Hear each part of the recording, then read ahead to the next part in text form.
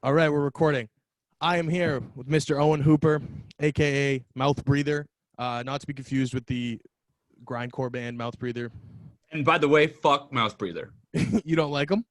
Fuck him. Fuck him. I had the name first of Did you all. have the name first? Absolutely, 100%. You can look at the fucking receipts. You go back to Bandcamp like the first week. I don't know if I can swear, if you can cut the swears I don't out. care. I don't care. Okay, great. Fuck those guys. I swear to God. It's unbelievable because in 2015, I started the project.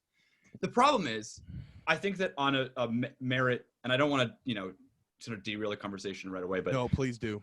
on merit of the name alone, I get it, man. Actually, they deserve the name more than me. I don't want to say that on air, but at the same time, it's like that's a grindcore ass name. So I'm kind of the odd one out. But I had it first, so fuck them. Although I would say, I mean, I haven't listened to the other Mouth Breather too much, but I would assume that them calling themselves Mouth Breather is more of a like, you're a mouth breather, and you calling yourself Mouth Breather is more like, yeah, I'm a proud mouth breather, right? Exactly. Yeah. At least I have a sense of fucking self-awareness. These guys probably don't know what they're doing, man. Yeah. Bullshit. Yeah, that's hilarious. And you guys are actually about the same level of popularity as far as that's the worst fucking part, dude. Yeah. That's the worst part is they were shit at first. Like no one cared about them. They were literally just like a fly on my SEO. Like I'd be on Google and I'm like, oh, what is this stupid band? The one difference is they don't have a space in their name. It's Mouth Breather, one word. So that's helpful. But then now, like 2 years ago, they released an EP and it did all right. And that's what really pisses me off. It's like, you're going to come in here. I'm fine. There's a million shitty bands that name Mouth Breather, I'm sure. But you can't be a somewhat popular band too. That's just not cool with me. Yeah. That's hilarious, man. Yeah. That hell yeah. I'm glad that that's a can of worms. I'm sorry, man. I mean, I have a lot. It's just tough. It's really tough dealing with shit like that. So your SEO. So do you check your like Google Analytics and stuff? Is that something you're into? It's actually my mom. That's what she does for a living. So it's kind of like it's sort of a family trade, SEO. Right. You know. What does your mom specifically do? What's her job title? Basically, social media marketing. Right. Okay. But she did it before it became like a parasite on the internet, Like, I respect what she does. She does it for people that are respectable people. But I feel like everyone with a fucking, I don't know, Instagram account now is like a social media marketer. And it's very insulting. Very insulting to my mom who worked so hard to do what she does. Yeah. Bullshit, dude. Yeah. Well, there's a lot of nuance to it. And like you look at a lot of, for example, on Facebook, right? Celebrity pages, and they seem like it's a robot, right? Yeah. Oh yeah. Like a really weird one is R. Kelly's Facebook page is fucked. Like I can only imagine it's like total like robot compromise, but every once in a while he actually pops in there. Jesus Christ. Yeah. What does he say too? I'm sure he defends. He only started. The only time I ever saw him was after he got convicted. And he was just like, I'm innocent, whatever. And I'm like, Jesus, R. Kelly, what the fuck are you doing, man? If anything, that's the one thing you want your social media managers to deal with, bro. Like, don't go out there and just fuck shit up even more for yourself. Yeah, like, exactly. Asshole, dude. Instead, it's like just sharing like inspirational videos and dog shit and all that mostly. Like not dog shit, but dog videos. Like that's R. Kelly's Facebook page. It's really bizarre. Yeah, that's like 90% of those big Facebook pages now too. It's just like reposting other people's content. It makes them money in one way or another, I'm sure. I'm sure there's some kind of sort of like network of you share this X amount of money, It's like a much more peer-to-peer kind of way of advertising probably and profiting off of it. That's what I imagine it is. I mean, it works. People like that shit. So I don't know. It's toxic. It's just the scourge of the internet, but hey, works for Mike the Situation. Yeah. So I'm sure it works for other people too. But we're here to talk about you. All right. So I'm curious about, I don't know how you got started. I know when you were in Victoria, because that's the first thing I'm trying to get my hands on is I know you were in Victoria. And I believe you spent some time in Toronto. Is that right? Yeah. Yep. And now you're in Montreal, correct? You flipped it. I was in Montreal for 2 years, and then I moved to Toronto last year. Okay. Right before the Raps took it home, and that's when I knew I was going to basically be a lifer here. Yeah, hell yeah. So, when did you get started making like music in earnest? I should say, like. Right. Yeah. That's a good question. Somebody asked me that yesterday, and there's kind of like two stories that I can tell because the one story is my personal journey as a musician. I wrote a song for like my grade 6 girlfriend or whatever. And then I didn't see her for 3 months. And when we got back to school, because, you know, your grade 6 girlfriend, you're not like chilling all the time.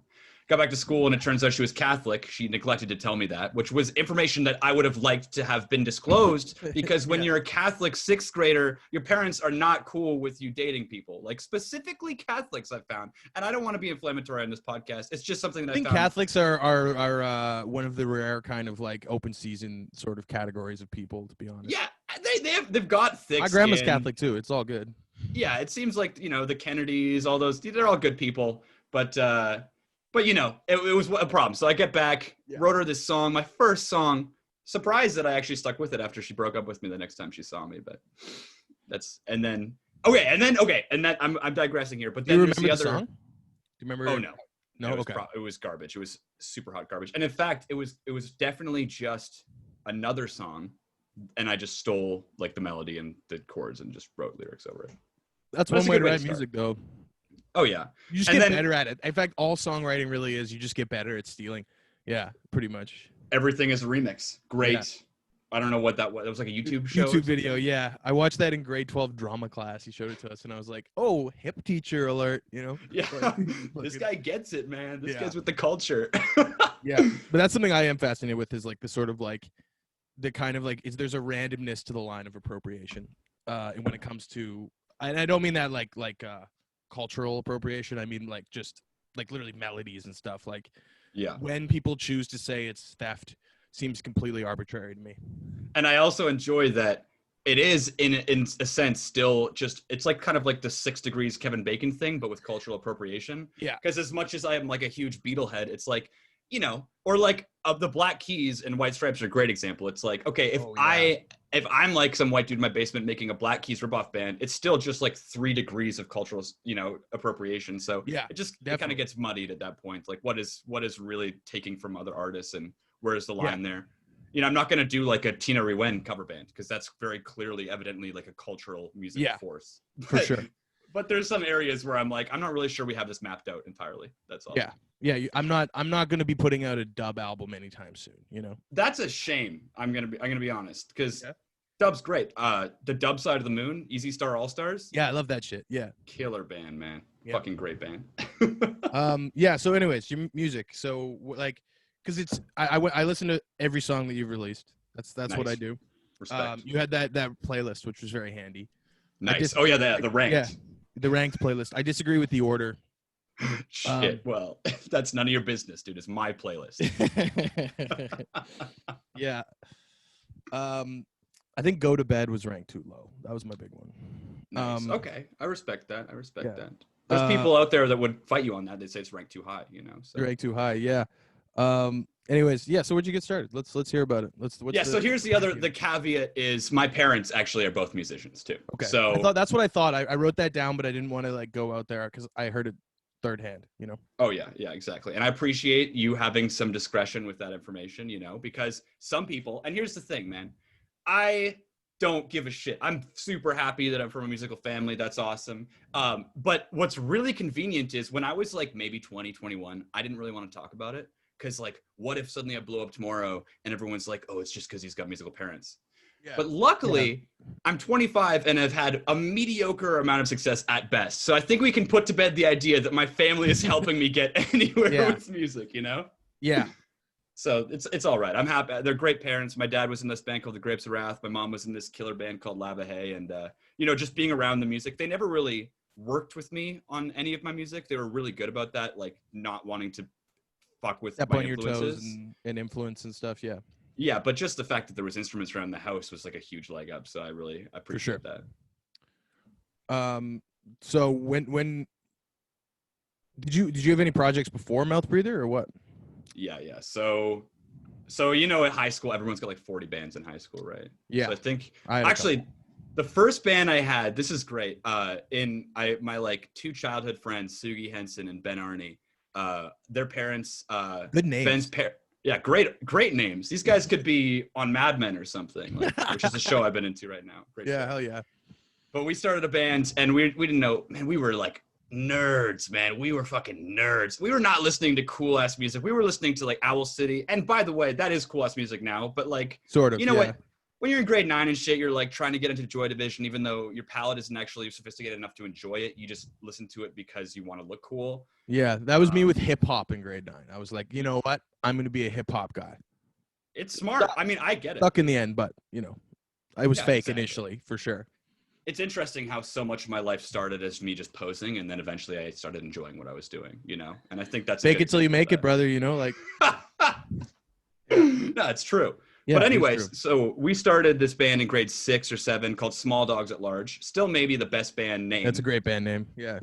But quite quickly, there was sort of a big dramatic fallout that changed the course of how I play with musicians. There was a drummer involved. Great guy, Matty Troyer. Still talk to him. But there was sort of an impasse where the band, we wanted to pick a first cover song. And me and Sugi Henson, more rock and roller guys, we wanted to play that song. We wanted to play, I think, some sort of, that song by Green Day and U2. That they covered When the Saints Go Marching In Together. Yeah, exactly. Yeah. That's what we wanted to do. Now, Ben Arney and Matty Troyer, love him to death, but they were completely hooked on doing Do-Wah Diddy. You know that song, Do-Wah Diddy? Here she comes, just walking down the street singing Do-Wah Diddy. Okay, yeah. I wasn't the coolest guy around in grade 6, for sure. But that was like extremely uncool. And I bless him to death. Now, in retrospect, I would love to cover Do-Wah Diddy. As an adult man, I get it. That's cool. Yeah. But as a 6th grader, I'm like, I'm not ever going to get a girlfriend if the first song we play is Do-Wah Diddy. And so there's a theme sort of going from that point forward where I don't necessarily collaborate that well with other artists. And most of that comes, not artists, but people in a band, Yeah, I've never succeeded with that either. Never. It's just easier to do it on your own. And it doesn't come from a place of like me having a headlock with them. It's more so that I just feel so lazy that I don't want to expel the energy in order to remedy those situations. Well, and if you rely on spontaneity, it's very difficult to do that in a band structure, without perfect, beautiful harmony or a lot of essentially like self-counseling with one another, right? I don't even get how that works. For a long time, I thought the Beatles was a conspiracy because it's like, how did those 4 guys get along and write so well together? Like, it makes crazy. no and sense. The reality is they didn't write together, you know? Well, there you go. That was the answer. Yeah. So, I mean, that was basically... Can't believe they let Ringo have any songs, to be honest. But he didn't have any songs. They weren't his songs. He wrote Octopus's Garden. No, he didn't. He must have. I got to look that up. Yeah, look it up. Fact check me on that. I'm pretty sure it's got to be. It's got to be. It's so like, it just looks. It sounds like what he looks like. What is that? What is that supposed to mean? Ringo looks like a friendly British storyteller. Yeah. Oh yeah. I mean, song is a friendly British story. He's the Beatle. He's the Beatle that the kids love. He's Thomas the Tank Ringo. Engine, man. Fuck. As much as I do.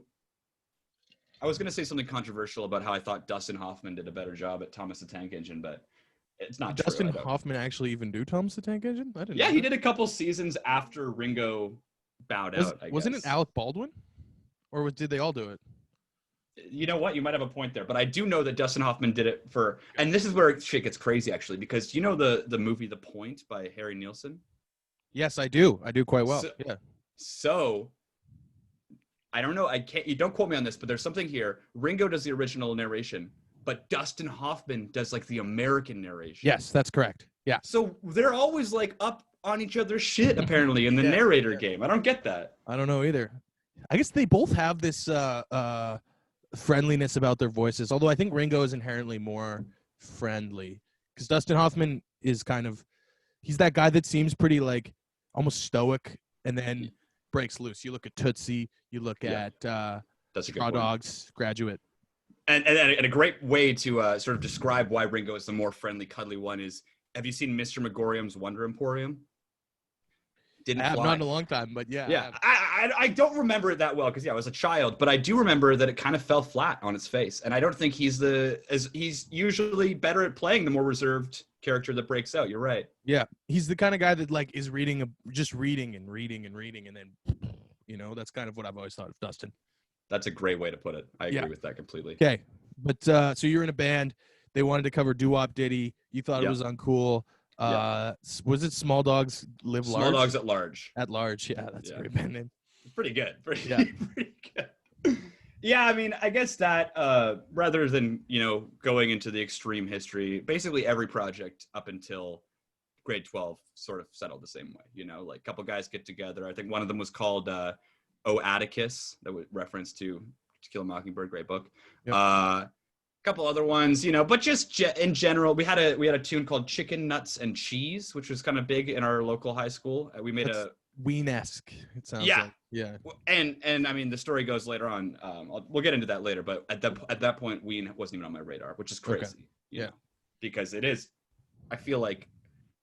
Anyway, we'll talk about it later. Yeah. But anyway, then in grade 11, I went to Indonesia for a year, so I took time off school, traveled there, lived with a family that had a reggae band called Pasukan Lima Jari, which was cool. They're like Muslim dudes, but they're in a reggae band. They smoke weed, and it was like a cool cultural tension. So I got to sit on a couple of those shows, learned to love reggae. Not that much, not a huge reggae fan, but came back, and then that is when the cultural birth of like my music began. I started a project called Lombok, which was essentially the exact precursor to Mouth Breather. It's like, it was digital-ish, there was like a lot of like dream pop. I was actually attacked online by a couple of strangers because it was so blatantly a Youth Lagoon ripoff album. Like, it was that was I have that in my notes. You referenced Youth Lagoon in one of your early interviews. Mm-hmm. Yeah. I think that as a developing child, I kind of got hooked on singular influences like everyone does. Yeah. And so, it's just tough when you're making that first record to not sound exactly like the influence that you have, 100%. Yeah. Well, yeah, that happens all the time. You saw it here in Victoria a lot about 4 or 5 years ago with Mac DeMarco. Yeah, Mac was big. Preoccupations too, I feel like really brought a lot of and that's fine. And the women, I'd say more the band. Yeah, for sure. True. The band. Yeah, the band. And also the band. There's a lot of the band style bands. Yeah, like that's true. Yeah, that's a big thing.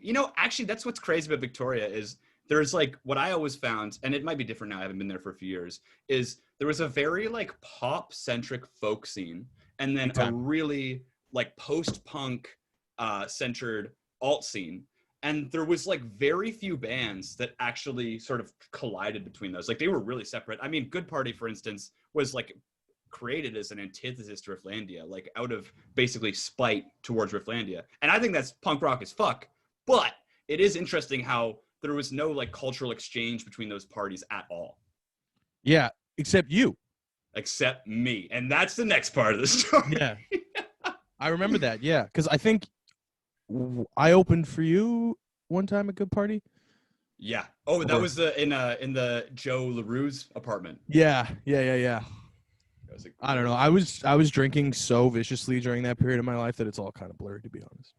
Yeah, man. I think that early 20s in Victoria, it's kind of a party, man. It's kind of a party. Yeah. Interesting to look back on, and sometimes you can't really recall what happened exactly, but I don't know. I think that having those experiences where it's like, oh shit, like I kind of partied pretty hard. If you have those, you can move forward in life and understand what that's like and, grow from that. Whereas I'm sure it's probably better to just be more or less teetotal your whole life, but you don't know what the consequences or like the what you're going to miss out on if you don't do it, So I never got in too much trouble. It fucked with my ego. That was the big thing. I just got really out of shape, like really crazy, unhealthy, Yeah, I'm still there. So yeah, this is like COVID is my year to like, I say as I'm drinking a fucking Molson Canadian, but it's Sunday. It's Sunday, yeah, but it's definitely my year to try to like, I'm eating kale, I'm cooking more, like just trying to figure that shit out. Yeah. All right, let's get back on this timeline here, man. Mm-hmm. So we're at just before Mouth Breather. I believe we're at like late 2013 is what it sounded like. Exactly. How old are you? You're the same age as me, I think. 94? I'm 20. I'm 25, yeah. So I'm 95. Yeah, me too. Okay, cool. Okay, nice. Real recognize real, man. Yeah, you're the pig. You're the pig. Actually, I went to like this hippie ass middle school or like elementary school, and I was so offended being called Year of the Pig that I found out a loophole that apparently the year that Starts I was born. Yeah, it starts in February, and I was born February 1st. Oh, nice. So okay. I was Year of the Dog. You are Year of the Dog. Yes. Right. Yeah. It felt so good to flaunt that to everyone else in my class. Like, you pigs. I am not one of you. Yeah. I've kind of been a shithead in that regard for. Yeah, a we're while. delicious though, man. Pork belly is one of the best cuts of meat out there, in my personal opinion. So Yeah, I'm not eating dog anytime soon. that's the thing is I don't really have a point of reference there. I've eaten pig for sure. Yeah. So anyway, okay. So 2013, do Lombok. Played Rifflandia. That was my first Rifflandia. I was still in high school. I got to go play Rifflandia. It was a big like, oh my god, my dreams are coming true sort of phenomenon. Yeah. And then pretty quickly I was disenchanted by it because I did kind of see myself as a fraud, like it's just a complete rip-off record. Like it's not that interesting. So at that point, my younger brother is 2 years younger than me. He was like in grade 11 and he was having like an insane like period of creativity in his life. Like he was just crushing records. He had been the year before, he was like in CBC's top 20 under 25. Like he almost won this competition for folk music. And I was like, bro, like I'll produce you. I'll play bass for you. Like maybe we can do some songs together. Yeah. And so we made a band called Brothers and we did that for like 6 or 7 months. That's when I first met you. I remember that. I thought that was you. Yeah. I remember that well. Yeah. It was hilarious because you're like, dude, I'm in a band with my brother called Brothers. And I was like, fuck yeah. That's so funny. Just keep it on the nose, keep it on the nose. I loved it. I'll admit that like if I'm struggling with mouth breather people right now with other people named mouth breather, Brothers was a shit thing to name your band. Oh, for sure. You go on Bandcamp, there's a million bands called Brothers already. Yeah. So the one difference though is none of them are even remotely famous. So we still could have kind of popped off there. But yeah. But things happen. We did a couple songs. We had a great time, and then Shane went to do, his backpacking journey. Because, when I was out of high school, I went backpacking. He had to do his rite of passage. That's what you do. Exactly. Yeah. But in that time, I got antsy, and so that's when I made the first Mouth Breather single, Shrug. That was a big hit, man. And that's when everything changed. Before, I had done an EP the year before called Mouth Breather, just on Bandcamp. But my first official like release of music was Shrug. You had a music video. It was on streaming. Fort Langley, Will Wilkinson for Fort Langley crushed that. And yeah, he's a great. I'd like to talk to him at some point. I think that'd be cool. Yeah, you should talk to both those boys. They're incredible, man. Their impact on the local scene in terms of like, I don't know. There's one other guy that's doing really well for himself making music, Shiraz, music videos. Shiraz? No, I don't. He just did the videos for Baby No Money, like all those new Baby No Money vids, and local drag queen Jimbo the Clown is in those videos. But Baby No Money is that like Post Malone kind of thing, or is that someone else I'm thinking of? I think it's someone else you're thinking of. He popped off on TikTok last year with like when I dropped off. Oh yeah, okay. I know that one. Yeah, so that is what I'm thinking of. That is what I'm thinking of. Yeah. Well, you're really gonna equate that to Post Malone? I don't know. I listened to it once. My buddy in Vancouver showed it to me like a while ago, and I was pretty drunk and was like, yeah, it's Post Malone. Yeah, that's a little rude. I'm gonna be honest, but at the same time. Yeah, there's like 5 white rappers, so it's he's either gonna sound like Russ or he's gonna sound like Post Malone. So yeah, I get it. But anyway, so Shiraz is doing shit. So I'm just putting that out there as like a, caveat. Like I know that there's other people making great music videos in Victoria. Yeah. But Fort Langley, those guys are just crazy, man. Yeah, I like it a lot. I watched the Shrug video this afternoon, and I was like, damn. It's a great video. It's funny though because Will. You look older now, honestly, though. You look older. I'll tell you. I appreciate that. Christ almighty, man. You look really young in that video. And I was trying my hardest not to. In fact, some of the comments are so bad. I had like this prepubescent, like sort of goatee going on in that video. There's like 4 or 5 comments in the video being like, bro, great music, but shave your fucking face. Like, what are you doing? Yeah. So brutal. What I got going on right now, the audio no one's going to see, but for some reason, I am 25 years old and this is my Movember, man. It's not working out very well. I'm worse than you. Don't worry about it. Respect, dude. Respect. Hey, that's not bad. What is that? Like 2 weeks? Yeah, a little bit less, but yeah. Nah, I am on your train, man. Yeah. I understand. The worst part is going back to my younger brother. This guy can grow like a Viking beard. It's insane. Same with my brother, man. My brother is like full on like fucking. He looks like he could be in a biker gang. What the hell? It's like they took all the testosterone from us. Yeah, exactly. I'm sitting around on my ass just playing Valorant all day, and my brother's out there with a huge beard, like tending bar, crushing it. Exactly. Yeah. My brother works for the city. No shit, dude. Yeah. Ugh. Well, it's all right. Dishwasher, man. Yeah, but you're also a legendary podcaster, JP versus the world. Let's go. On social media. Yeah. Okay. So then you get to Mouth Breather, the Shrug takes off, and you start playing a lot of shows. You were like, I saw you play at least 5 times, not even on purpose, like. Yeah, I was just around, man. Yeah. I was just around. It was nice though, because man, my big thing, and this is kind of the consequence when my Netflix story about my life comes out, it's going to be basically the battle between my creativity and my insane laziness. Like, I might be the laziest guy in the entire world. It's insane. Yeah. But like, luckily it was like the first time, like, Spotify was just starting. So I guess no one had really seen something like that happen, where just organically a song blew up like that. And so a lot of people were just offering me shows. Like Holy Smokes just went off and gave me a whole bunch of shit. Yeah, I forgot about Holy Smokes. I miss those guys, man. Rip Holy Smokes. Yeah. Yeah, you should get some of those people on. They're I would good like people. To. They are good people. But what was that guy's name? Colby, right? Was that his name? Colby Carruthers, man. I like that guy, man. That guy was fucking cool.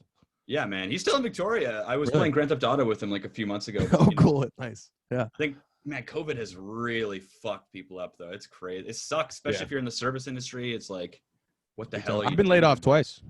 Dude, rip. I am sorry. I decided to go back to school right before this, so I've been really lucky. So did I. Yeah. Yeah. I'm doing it all. It's out of control. No, it's not bad. I mean, it's the best thing to do with all this free time. Yeah, man. But anyway, it's easier online. I swear to God, it's easier online. Oh, yeah. Oh, dude, I agree. And the thing is, I wake up 2 minutes before class. Yeah, same. I do it in bed, like stark naked all the time. Yeah. I was doing that, but I'm doing like this physics course right now, man. And I just fall asleep as soon as somebody talks about physics if I'm lying in bed still. Yeah. Yeah. So it's dangerous. Like, I'm way behind. So I got to make sure I get up.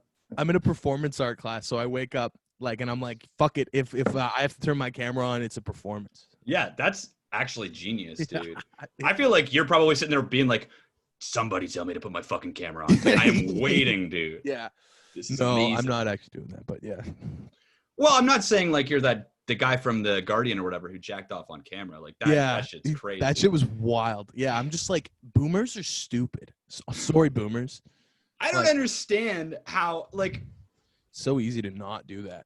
Just jack off in the other, like, just stand away from the camera at least. Or just wait, dude. But if you have to, don't do it on camera. Don't do it on camera, man. Jesus.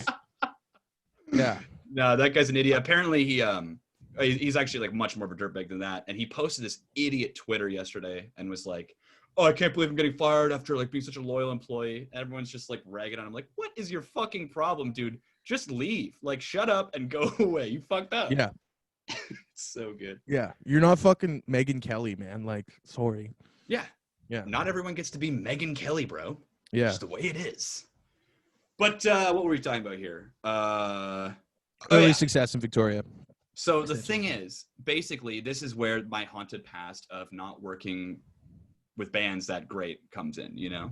Because I was surrounded by fucking awesome people who loved the shit out of me and they just wanted to play my music. And that is like such a treat. Like, how often does that happen? That's crazy. But I was still a lazy piece of shit who hated confrontation. So basically, I just had to handpick like 4 people that I could trust wouldn't go too off on their own and just kind of follow the vision, because I knew I would never be able to tell them to like reel it in, because I can't do that. And then the other thing is, people always say I'm really funny on stage. Like, oh my God, you're so funny. Like, I'm more there for your funniness than the music. What that means though is that the music's not very put together live. And also I'm just fucked up drunk. Like, that just ended up being what the case was. It's like I would just get wasted, the band would be decent, and I would just say dumb shit on stage and people were like, oh my God, he's so hilarious. But the music is like so second fiddle to just the spectacle of a dumbass walking around on stage, you know? Yeah. So that burned out for me pretty quickly and wasn't that exciting after a little bit. Yeah, that's a good classic like ego conflict. That's sort of a theme I'm kind of obsessed with, where it's like, damn, they like me live, but I'm not sure they like the music, you know? Yeah. No, exactly. Yeah. That was kind of the thing with the schoolgirl thing that we did for a while, where I was like, are people, I don't know, like, I don't even know if people are cringing anymore, like, or what. Like, I don't know where the line of artistry is here anymore. I lost sight of it. But what did you want from Schoolgirl? Because I thought that the music was inherently spectacle, you know? Like, I don't know what I wanted. I don't know what it was. Yeah, I just thought it was fun, and it was kind of like a great way to never be nervous again, more than anything for me. That's a really good way to put it, actually. I did sound for you guys at one of the Halloween shows. I remember that. Yeah. That was a crazy fucking night, man. You guys Yeah. you guys were hardcore. Did one of you have like a vuvuzela put inside of a saxophone or something like that? I did that at one point. Yeah. That is so badass, dude. Yeah, you It guys didn't were work. sick. It didn't actually work. But again, I mean, maybe that was me looking at it more from the spectacle side. It looked amazing. And so, I don't know. What are you going to do? Yeah. Anyways, you, not me. But you, man, you're a great guy. Great Yeah. guy. Talented artist, by the way. Thanks. But yeah, basically that burned out. I kind of got bored, and also just like I feel like my mom was kind of like moving to she was buying a place in Montreal, and I'm like, I want to check out Montreal, so I went and checked that out. And also, dude, this is the best part. This is the best part. I am the perfect example of like, oh, you're gonna move to Montreal and you think you're gonna be famous. That's a meme. I made a song about that specifically. Dude, I am that meme, bro. It Yeah. is brutal, dude. It is so funny. I literally thought, my stupid ass, I'm like, hey, I'm popping off pretty decently in Victoria. Like, this should be, you know, maybe I should see if I can go somewhere bigger. So if the momentum continues, it can be like a bigger thing, right? Yeah. Holy crow, was I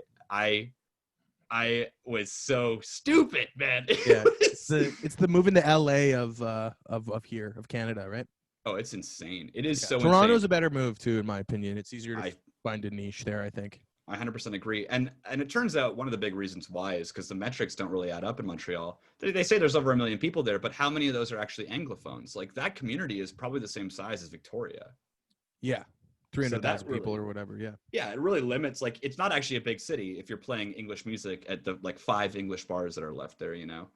But the very first, okay, so I get there, and I hook up with a high school friend who's in a band called Hot Milk, and I was listening to some of their demos. I'm like, this is sexy, this is groovy, like, let's chill. And he had been keeping track of the fact that I was having a successful year, you know? Yeah. So he hooks me up with like his singer is like a local you know, person about town, you know, doing good shit, knows how to tap some shit, right? Yeah. So they're like, let's do Hot Milk and Mouth Breather, and then Vanille, another local band who are amazing, by the way. And I feel so horrible for dragging them into what happens next. But basically, there was a lot of miscommunication. We rented out the entire top floor of Cafe Clio, like this strip club. And we were like, oh, we're going to get 200-300 fucking people in here, man. Like, no problem. Easy. But I guess they thought that I was like mad famous, and I think I thought I was more popular than I was. So they were hedging like all their bets on me filling that fucking room, man. My first show in Montreal. We had to, as soon as the set was over, we had to grab our shit and run because we couldn't afford to pay the guys the fucking venue money. Yeah. Because there was like 4 people there, dude. Damn, it dude, was yeah. insane. And we figured, I'm pretty sure we figured it out later. Like, I wasn't in charge of the finances. I don't want to come off like a dirtbag here in that regard, but there was some serious panicking happening because we thought our expectations were so off, man. It was crazy. Shit got better over time, but that was like the moment where it really humbled me. And I think ever since then, I've been focusing more on just making music I like than trying to like be the next fucking Mac DeMarco. Yeah. Yeah. It was definitely a great experience to have. Not at the time, but holy shit, man, that puts you in a place. Yeah. Yeah, I bet, man. I think a lot about that is I talked to Zane. I don't know if you know Zane. I talked to him. Yeah. He's a really good dude about how and it's different for everybody, but the necessary should you want to really pursue doing something artful, how necessary it is to be audience conscious, right? Oh yeah. So if your audience responds well to something, and you don't want to do it anymore, that sound or that type of thing, what do? Right? God. And the reality is you should probably meet in the middle. Yeah, exactly. Because that's how you don't be a sellout, but you also continue to, you know, pay the bills or whatever it is, right? And have your ego drug satisfied. But like also fuck that, like do whatever you want. I don't know, it's such a hard beast to think about the audience. Like I think about that even doing this podcast, like who do I talk to? Do I talk to people I want to talk to? do I make it about Victoria? I don't know. I just ask people to talk and see what happens. You know. I really, yeah. I mean, I like your philosophy for the podcast. We'll start with there first because it's like I just love talking, man. I just talk like a motherfucker. I thought So you did too. I was like, I got to talk to fucking Owen. I know this guy because I haven't properly talked to you that much, and I knew you'd be a good chat. So totally, and I'm glad you had me on. But it is funny how it's like I don't know how long you've been thinking about making this podcast before you pulled the trigger. A year. But definitely for me, it's always been something where in the back of my mind, it's like, oh, it'd be cool to make a podcast. But Yeah. like, what do you do it about? Like, what's the theme, you know? And the fact that you actually, you're kind of approaching it where you do have like a sort of a borderline niche, even just the name JP Versus, like, and then you can do per episode. That's a great start. That was a panic name, but yeah. Yeah, but it works. And I mean, at the end of the day, it's like, I think that you're doing it better where it's like, who cares? We don't need to figure out what the show's about until maybe 25 episodes down when exactly. we're starting to form a pattern, you know? So I appreciate that. You just got to keep doing it. But yeah, so anyways, how has your relationship with an audience kind of changed over the last, I guess, 5-6 years? I think that I'm definitely more and more realizing that, and when I moved to Toronto, sort of things bounced back and people here really support live music and I've been having a lot of great shows. But the bottom line always tends to be that I still don't really have the will to practice a lot. And so the live show is always a little sloppy, but people really dig it because I'm just kind of a fucking weird guy, you know? Yeah. And so I've started to sort of take that into account and realize that I don't, I've tried chasing the dragon of success on Spotify to, mixed results. So it doesn't Have you really done the matter. Submit Hub thing? I wanted to ask you that. I feel like now's a good time to ask you that. I tried once. That type of shit? I have management that deal with all my like streaming you got stuff. management. Okay. Yeah. Good. They're low key. Classics management in Vancouver. They do all like they talk to Sony, all that shit. It's not like I'm making $1 million, but it's nice to have somebody else take care of that for me. Which is cool. It makes sure the people that would want to listen to it at least know it's there, right? Well, that's which is very important. I struggle with that one too. Well, and the other big thing that I found out once I had representation is that like you make your money from what's crazy is you make so much money from satellite radio. Like a play on satellite radio is apparently like, dude, these payouts are just ridiculous for like 2 or 3 plays on satellite radio. So they just find like the loopholes to make it somewhat lucrative to work on this shit. But it's not by any means like, oh, I'm gonna blow up now that I got fucking people on my side, But I guess my point with all that is that I know now that I can basically just walk up on stage with a tambourine and scream and people are going to be like, that was a groovy show, man. Like, that's really cool. So I can kind of just focus on making music I like, because at the end of the day, what people want to see from me when they do see me live is just me being kind of a nut. And I can do that. I'll never not be a weird dude. So yeah. That's good. Yeah. It's working. Yeah. So you interned with Tegan and Sarah. What was that all about? Yeah, so that was like, I guess it was a pretty formative experience. Right when Shane and I made Brothers, we got like Zone Band of the Month, right? Which was like... Zane got Zone Band of the Month too when I was talking to him. It feels badass. I mean, it's like, I don't harbor any ill will against the Zone, but I'll tell you what, there was like a crazy line I had to walk when I was going to UVic, trying to get into this really cool, like Victoria has a sick underground scene. And I had to just shut my fucking mouth about the Zone Band of the Month, because that's like the least street cred thing you can fucking have, man. That's correct. Insane. Yeah. So it was a weird like tightrope walk in my first few months living in Victoria, but it did lead me to talking to the managers of Tegan and Sarah about Brothers, because they're like, oh, well, we know how to manage sibling acts, right? Like maybe these guys would be sick. So that's how I got my foot in the door. But then me and my friend Gordon were running this like little label, Jamroom Records. And that's where a lot of the videos are on the YouTube and stuff. Yeah, exactly. That's sort of our home base for a lot of content. I'm on like a Sony subsidiary now, so I have to put my things on a different fucking channel. I thought, listen, if my managers are listening to this, you told me I could put them on the Jamroom channel, and now they're not. So I want to talk about that, but we'll talk about that another time. Yeah. But man, we grew that shit since like my brother and I started that channel when I was in grade like 12. When Gordy came along, I don't know if you've met Gordon, blonde guy, handsome fellow, but just not off the top of my head, no.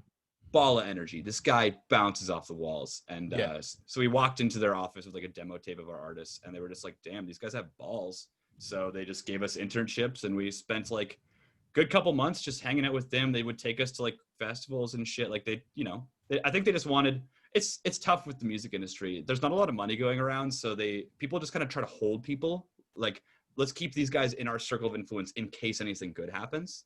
And so at the end of the day, when things sort of didn't end up working out with that, like later on, I felt for a while like pretty bitter. Like I was like, ugh, fuckers, like I never got a deal. I never really got anything out of this, didn't get a job. But in reality, it's like, dude, that's just the way the industry works. It's my fault for wanting to be a part of like a pretty cutthroat thing. And I have nothing but respect for those guys. Like they've really worked hard to get where they are. So, you know, so put that on record. Yeah. But you've been shooting for the moon, like out the gate though, I guess, eh? Like, yeah. I don't know, man. Do you think like, and forgive me for this question, do you think that like were your parents like successful musicians? Yeah. Okay. So do you think that you were like, well, fuck it, if they can do it, I can do it? Do you think that there is a bit of that, right? It's interesting. I think my mother always imparted in me, like, never do music. Don't even touch music. You're going to get fucked over. You're going to hate yourself. You're going to become a drunk. Like, it's just a bad fucking vibe. Because they Sounds got like fucked she was over. half right, eh? Like, yeah, exactly. No, but yeah, like they got fucked over, man. Like in the 80s, there was a lot of money going around. They didn't really get what they deserved. And then everything came crashing down with streaming. And, you know, she ended up just biting the bullet and getting a real job. And I thank her every day for it because, you know, she's putting me through college more or less right now. Well, we'll see. I'll have to talk to her about that. Student loans and all that shit. Yeah. But at the same time, so when I was given the opportunity, like when I hit like grade 12, they're like, you know what? We're so sorry for telling you to avoid music. If that's what you really want to do, you should do it. So I kind of gave it a college try for like the first 3 years that way. But then when I got an inkling of success, then I started comparing myself to like my dad in particular, who was quite well off in the 80s. You know, he was, you know, even now I'll meet people and they're like, oh, I loved your dad's band. He played the show I went to. And it's like, no, you should love my fucking band. You know, I don't want to hear about my dad's fucking band. You know, I love the guy to death, but like, there's You're like Jeff Buckley, man. Yeah, exactly. Yeah. I want to be Jeff. I don't even like, no one even knows who Tim Buckley is anymore. You know, I want to eclipse my father. So then, basically there was another follow-up 2 or 3 years where I was just like, if my dad can do it, I gotta fucking try to at least put myself on the same page. But I think that now, like right now I'm back in school, I'm making video games, like I'm in like video game development and shit like that. And yeah, you're a big gamer, eh? Right? You're a gamer? I'm a big gamer, man. Yeah, I mean, I downloaded Undertale and played it for 10 minutes in preparation for this interview. Oh, God, dude, that game, man. I mean, the thing is, if you play for music one is more really hour, good. That's all I got out of it. But dude, Toby Fox, that's a one-man project. He made the whole game. He made all the music, all the assets. It's crazy. The guy's a god, man. Yeah. You ever played Journey? I also wanted to ask you. You ever played Journey? You play that one? I like Journey, but I'm gonna be honest. Like, I'm a narrative guy. And that one Journey blew my mind. It's what like it like made me cry like a baby and shit. Like I was completely floored by it, man. Honestly, you should play Abzu. Have you played Abzu? No, it's on my list though. I have a screenshot of it on my phone right now. It was free on the Epic Store last week. I should have hit you up. Sorry about that. Damn, that's all right. I'm not a PC gamer except for I downloaded Undertale on my computer. Nice, respect. Yeah. Yo, what do you play on? I play on PlayStation 4. Yeah. How's the what's your vibe on the 5? You gonna cop one? I'll get one in 2 years. That's my vibe too, man. I'm not one of those guys. I had an argument with my friend last night about this. He's like, what would it take for you to line up in a line to get a game on like release day? And it's nothing. I don't care how good a game is. It's just a tedious amount of work, and you pay more. Like, why not wait? Like, I don't need to be the first guy to play a fucking game. Yeah. I felt that way about Spider-Man, though. I did get Spider-Man right away when it came out. The new one? The one with, like, the webs? Yeah, I heard it's good, but... Yeah. But, I mean, still, dude, you're wasting your time. Yeah, I agree. Time. I don't know. I'm just playing Persona 5, and I've been playing it for 4 months. That's where I'm at. So it's like... Christ. And it's going to take another 2 years to finish that game, it's such a fucking beast, but it's pretty sick. Yeah. It's one of the best games ever, but I gotta say, the narrative sequences can sometimes last so long. It's so hard, yeah. And it's like... I need to play it for 3 hours in a row to make sense of it, and I don't often find the time to do that, you know? But, dude, it is such a gorgeous game. Another great game with a great soundtrack, too. Really groovy. Yeah. Oh, for sure. Yeah, the music's fucking awesome. Anyways, let's get back to what were we talking about? Tegan and Sarah, family. I don't know.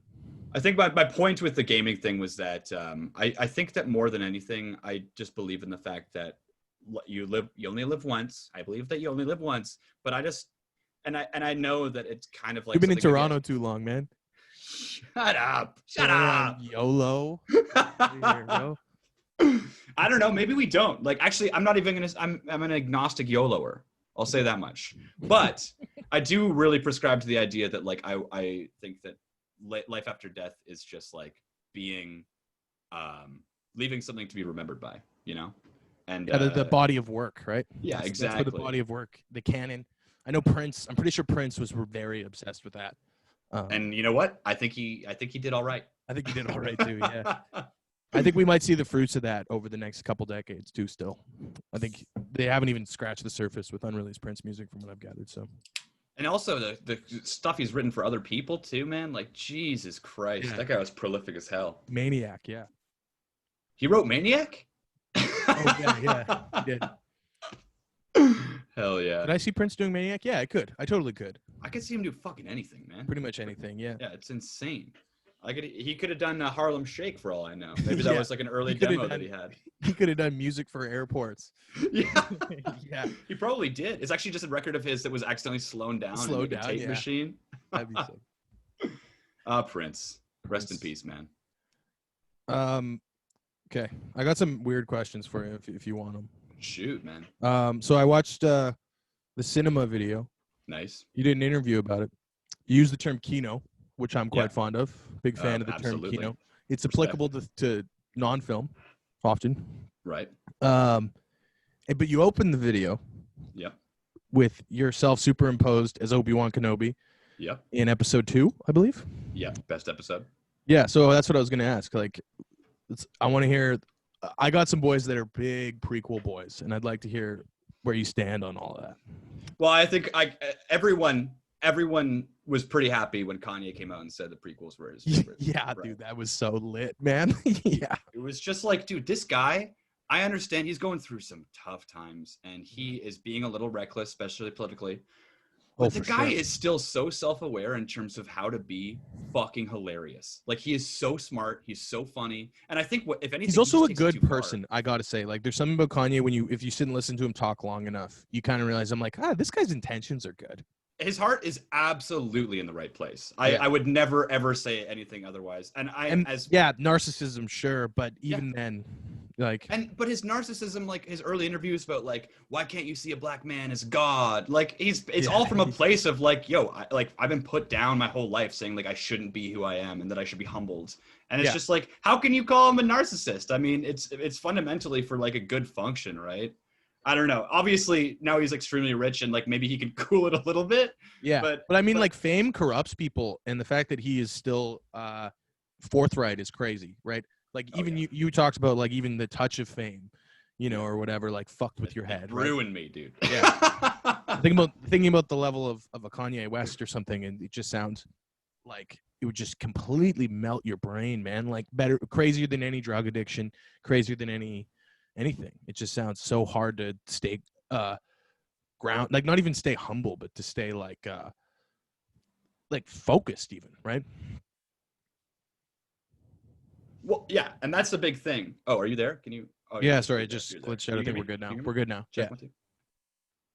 Okay, perfect. Because I'm about to go off. No, but I'm going to come back to the Star Wars thing, but I just want to say, like, a big point about what I really enjoy about Kanye and the Kardashians at large is a lot of people are like, and I've always been like this too, like, oh, boo-hoo, your life sucks, you're rich, like, you have to deal with, like, haters online, but at the end of the day, fundamentally, you're rich and you're famous.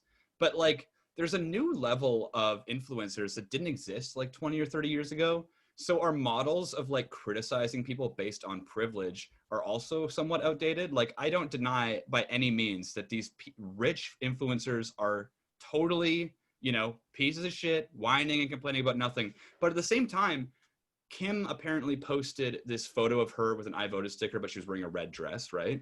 And the internet went fucking nuts. They're like, who the fuck did you vote for, Kim? You vote for Trump? Like, what the fuck? Yeah. And this is something, and by the way, Kim she voted for Kanye, you could only imagine, right? Well, you'd hope so. But I feel like Kim also is probably smarter than that. She probably voted for Biden, honestly. Yeah, I think she definitely voted for Biden. I think that she's and I feel like she probably told Kanye straight up, like, hey, he probably didn't give a fuck, honestly. He probably forgot, man. He's like, oh shit, right? I was in that election for a bit. I can't believe that I did that, dude. But like, I guess my point there is that, like, she recently posted this bullshit about like her friends in a private island. Like, that was dumb as fuck. That was dumb as fuck, man. I don't disagree with that, but there is something to say about there's a new level of people that are just so popular that all they do all day is like receive extreme abuse from the internet, right? And people telling them that they should know better and all this shit. I don't think there's like two ways to look at it. One is like, I'm not saying leave them alone, but it's not doing any favors to them by like, it is a completely new phenomenon to be that hated like in this way so rapidly and so intimately.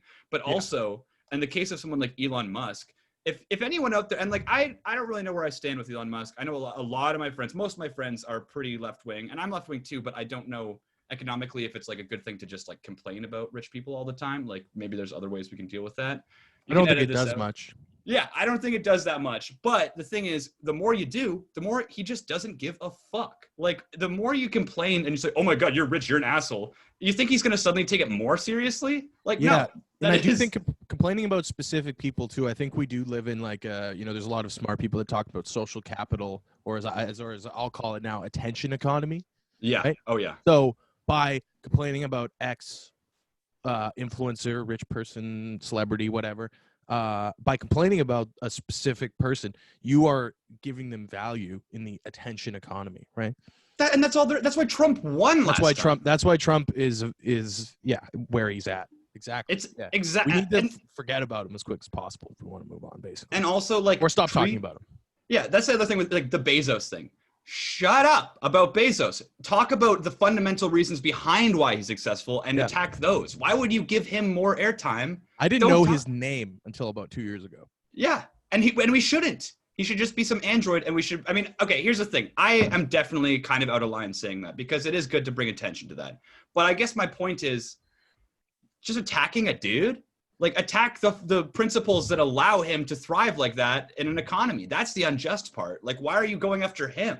Go after the fundamentals that allow him to be the way he is. Yeah, I agree too. And when you look at specifically like a Bezos type, I think too, you have these CEOs, Elon Musk's Bezos types, and potentially they have harmful policies in place that fuck over the bottom of the line workers that make these companies work or whatever. If you cut their heads off, these guys are hydras, man. There's another guy that will take their place in a second. You need to cut the infrastructure. It's the infrastructure. Everyone knows that though, in reality. And by the way, everyone who says like, oh, karmically he should just be doing a better job, they're basically implying that it's better to just live under like benevolent capitalist rulers than to actually change government like rules on how people can do business. Like, isn't the reason why we have a government so that we can make laws as to how a company can operate? Why are we asking businesses to somehow be like the gods of the future? Like, that puts a lot more dangerous power in their hands than just regulating them properly. Yeah. Are you you're a Bernie Sanders guy, I take it? Would that be apt? Not anymore, for sure. I mean, I'm hoping AOC runs at some point, but I think it's ridiculous that people even supported Bernie in the second run around, because it's like, old people, why are we still working with these fucking old people, dude? It's not inspiring. Like, there's a lot of young people that would like Bernie's platform, but are just so stuck in influencer culture that like, dude, AOC is gonna crush. She's on Twitch all the time. Like, she's really making the right moves. I concur. Man. Yeah, that shit. She is gonna go. I mean, she's so young still, which is great. Like, she's got a lot of time, but we need more people like that, and less people like Bernie Sanders, who are like, basically they've been around since the Soviet Union was fucking invented. Yeah, that was like legitimately. Yeah. My friend Ned Taylor, who I had on here too, said a similar thing, but he's a politician, so he can't quite go there. But right. He's a big proprietor of. He thinks it's insane, essentially, that we don't have more youth involved in politics, and that we're kind of, it's just people. Just grabbing onto the last vestiges of power as their generation dies out, and they are just not looking out for the future, right? And I'm sure that we've been saying this forever, but it seems more feasible now because the platforms that these people are using to get attention are like our battlegrounds. Like, we get it much better than they ever could, right? But I mean, the fact of the matter is the boomer generation is the most consequential generation of all time, the largest by every means. And that's the reason Joe Biden is now going to be the oldest elected president of all time. Boomers still 100% control the power structure. And that is fucked. I'm sorry, man, but that's fucked. Yeah. It is fucked. But then again, as somebody who's like I'm not interested at all in technocracy. I'm not interested in at all disestablishing democracy. I understand and completely agree with the right to vote. So it's not like I'm going to say like people over 80 shouldn't be able to vote. But like there is something that as much as you can bring the young people out, like the single largest generation of people was like the boomers, right? Like that was a huge expansion of the populace. And it's in the name. yeah, exactly. Yeah. They boomed. So Yeah. it's like no matter what we do, like the ramifications of their actions will be here while they're still around. And I don't wish any ill will on boomers. I mean, so many of my family are boomers, but it is just like we kind of have to look at it pragmatically and be like, man, yeah we're going to deal with old people in government, like the oldest people ever, while this generation is still holding the reins of power. Yeah. It's absurd. It's a little absurd. So that's just Speaking of political theory, the prequels, man. Talk to me about the prequels. That's my one buddy. One of my buddies is like very obsessed that the prequels are the greatest trilogy of a political thriller ever. Specifically, the second and third film. They're almost like a political opera of sorts that Aaron Sorkin couldn't even imagine making. You know. And yeah, I 100% agree with that. It doesn't necessarily make them well put together films, though. Yeah, I mean, they would have been really... stuff looks weird. That's my one kind of big. Yeah. The thing is, and it's just kind of cool to see somebody like George. I mean, with the first movies, he was taking a lot of like Kurosawa. He was like biting a lot of stuff, right? And it was a very simple space opera. What he should have done, and I wish he had learned how to write books, is he should have George R.R. Martin the prequels, and then because he had so much politics, so many like there's so many different characters interplaying with each other that it doesn't work in the format of 3 like 2-hour movies. It should have been a book that was adapted into some sort of HBO show, you know, that would have been amazing, you know, because it's so dense with like really cool political shit. And I mean, pod racing is in there too. The midichlorians, there's a lot of cool stuff. The midichlorians are hilarious, man. Yeah. I was talking to somebody about that the other day. They just really threw the book in there. It's like, this is going to be my final like magnum opus or whatever.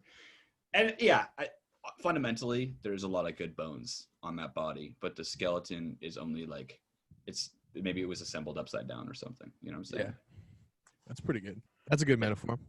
I'll take that. Hell yeah. I got more shit for you. Mm-hmm. So as I said, I listened to all of the music available on Spotify. And I dug into some of your interviews. You got compared to Beck and Cake in one of these articles. Wait. Can I get the name of that publication just for? No, I didn't write it down. Asshole.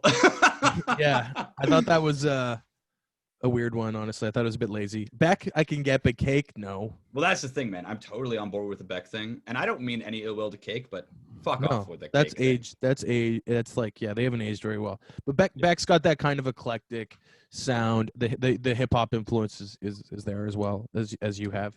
Yeah, I can get that one. Humor, but I'm funnier than Beck, bro. Yeah, that's for sure. Well, you haven't written your sea changes yet, you know. Fuck, man, I'm working on it right now, actually. I hope so. Yeah, your newest release is sadder. I wrote that down too. I just listened to that this morning. Yeah, and it's just gonna get worse. Don't worry. Okay, I'm down, dude. But the kind of through it I found was not Weezer specifically, but Rivers Cuomo. You know. Okay, I feel that. And this kind of like you have this like it feels like you're chasing like a pop sensation. You know what I mean? Like the Rivers always talks about that in recent decades, where he talks about how he's like, I want to write the world's greatest pop song. Yeah. And I want to do that. And I feel like there's a lot of that, like, because you have some of these big stadium guitar solos and these like, you know, the Beach Boys influence, like kind of used tastefully, which Rivers does, especially in the later Weezer. I'm a fan of all Weezer, to be clear. I'm not a hater of the later stuff. Like I really got to check out the newer stuff, man. He's been off my radar for a few. Yeah, it's interesting because it's more like a guy exploring songwriting than it is a guy trying to write something like personal. You know what I mean? Right. It's like it's almost experimental, like in the truest sense of the word. Yeah. Yeah. Interesting. I mean, yeah, I guess he's got free reign now. It's like, bro, you do you. You're a celebrity. For sure. Toto covered your shit.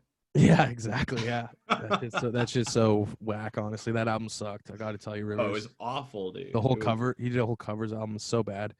That whole exchange was just awful. I don't want any more Toto limelight than I like.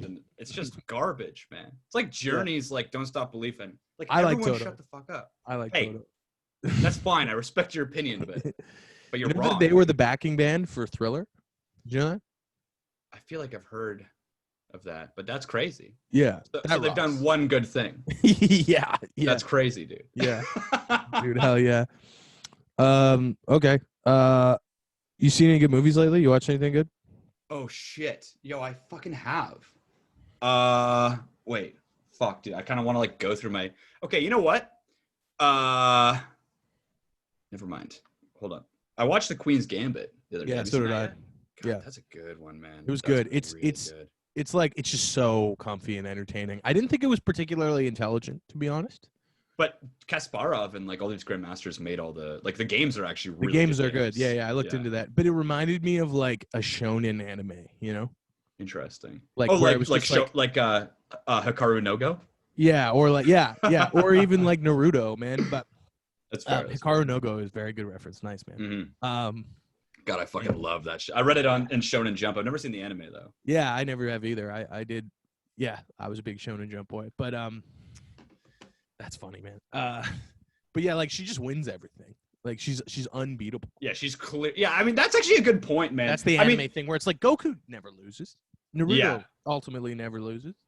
Right? But it's good as a limited series because she still does lose to Karpov like twice, and she loses to Benny. And God, Benny's just a cutie, man. That's a great character. Mm-hmm. His stupid hat, like, oh my God, man.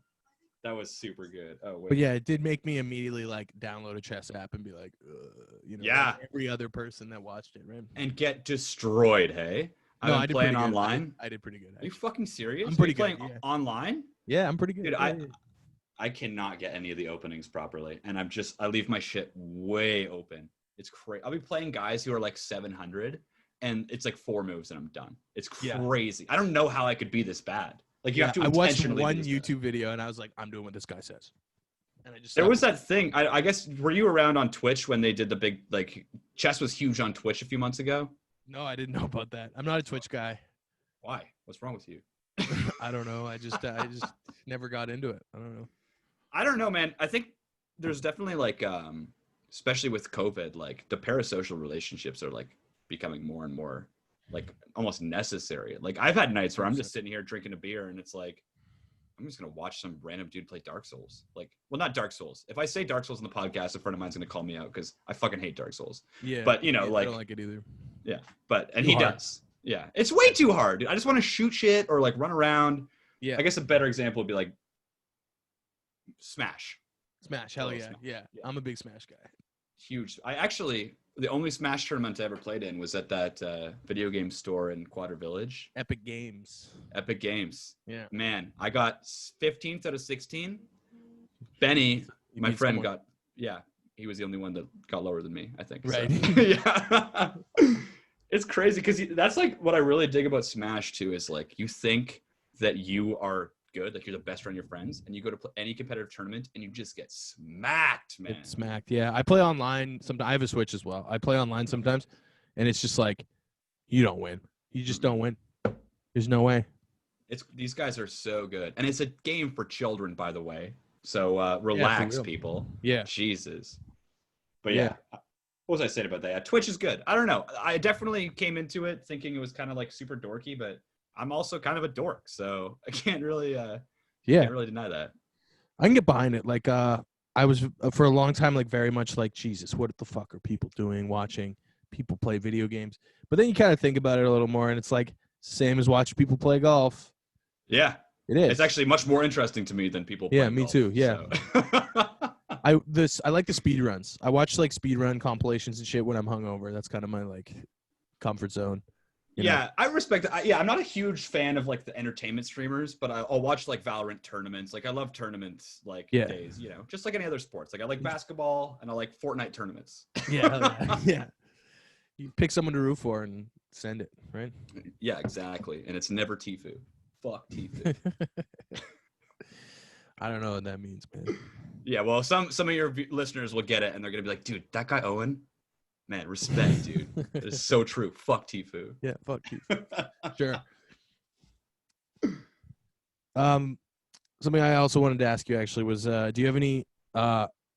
You're an internet guy. That's apparent to me. You're definitely like very internet aware, meme I'm aware, online. if you will. Yeah, Yeah, me too. for sure. You ever worry about like irony poisoning? This is a term I've come across over the years. Interesting. Being sort of poisoned by irony, being like just thinking everything's bullshit and like, yeah. Is Right. that something that concerns you? No, what Like it kind concerns of me, dripping into well, your real personality and real life and stuff and I being think that a lot of poisoned by irony. people think that irony is nihilism, and I don't think that's necessarily one to one. I think irony can actually be used to really help a lot of people's self-confidence and not take things seriously that might otherwise hurt their feelings. And so for me, at least, I'm a very positive, ironic person. Like any sort of irony that I do throw out there, but yeah, any is the wrong word. All the irony, because I toss it out left, right, and center. I'm sort of postmodernist, if you know what I mean. Yeah, I do. I always use Lil B as my example of post modernism. Always Lil B. Oh, maybe the architect of the movement, I'd Yeah. say. You know, he's a genius. Yeah. But yeah, for me, I think there's a lot of good things that can come out of just being a little bit like nothing really matters. But then again, I was specifically trying to say that it's not inherently nihilistic.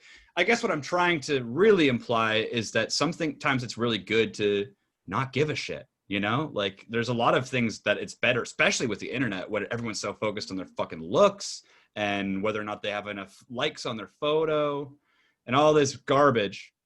It's really good to have a personality where it's like, I don't fucking care, you know? Yeah. I don't fucking care. And so, yeah, that being said, I think what you're kind of implying is irony poisoning can sort of seep into like issues that matter. Like maybe people who are super ironic don't really care about voting as much because it's like, what's the point? For sure. And, that is exactly what I'm getting at. Yeah.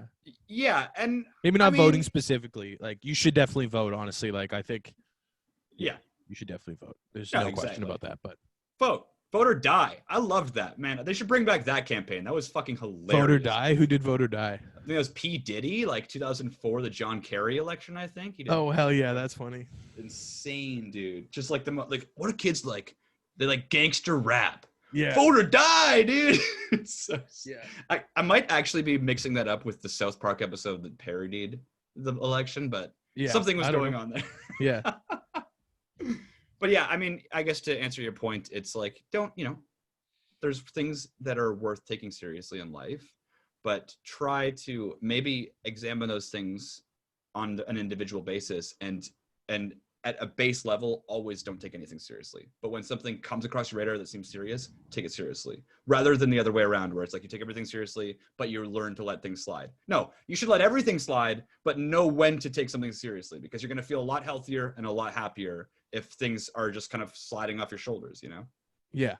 So what you're saying is essentially just trust your gut, right? Mm-hmm. But you should always be developing your gut. That's something I think about. Like, you shouldn't ever become less empathetic. You should always work on becoming more empathetic.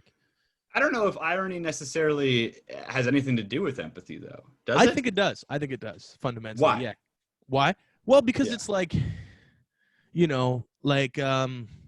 wish I had a banger example off the top of my head. I don't. But, let's say somebody is like, I don't know, you're trying to console like a friend or a partner or something about something that you really don't think matters. Right. But it matters to them. Yeah. Yeah. But you really don't think it matters. Right. That's where the irony poison can kind of fuck you over and make you to just make it worse for that person, right? Yeah, I guess that maybe that's like the Zoomer thing. Like people who are like actively, if you look at your friend's problems and you're like, your problems are bullshit, you're not being ironic. You're an asshole. I think that's pretty much front and center. I guess maybe irony it depends on what it is. What if the problem is bullshit? Like what if it's like, my boyfriend didn't like my new profile photo. But it matters to them, right? Like exactly. That's exactly what I'm saying. Yeah.